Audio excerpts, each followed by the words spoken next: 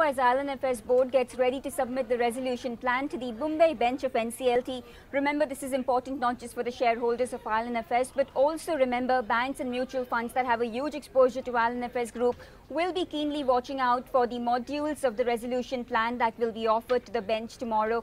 91,000 crore is the consolidated debt, and it's a ticking bomb as far as the lenders are concerned. They've already figured in what kind of haircut they might have to take and are banking on the resolution plan as far as the payouts are concerned after a series of defaults by IL&FS group.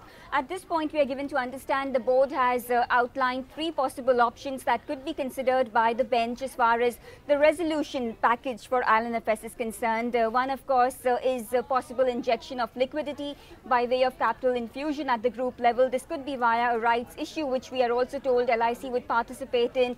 This remains to be seen given the challenges in the market right now. The other option is a piecemeal auction of all the verticals of the group company, but this again will present hurdles considering that there has to be some appetite of interest from buyers as well to fetch the right valuation that would be conducive for deal making at this point. More importantly, we are also given to understand that a complete lock, stock, barrel sale of IL&FS is not ruled out.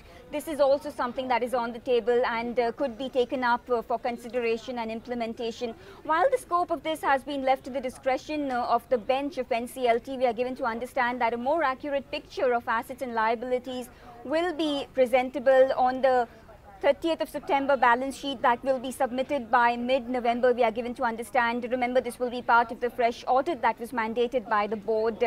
Clearly important to watch out for to understand what really is at stake. Remember, the liquidity crunch we are currently grappling with was to some extent stoked by the crisis at debt-laden infrastructure lender IL&FS.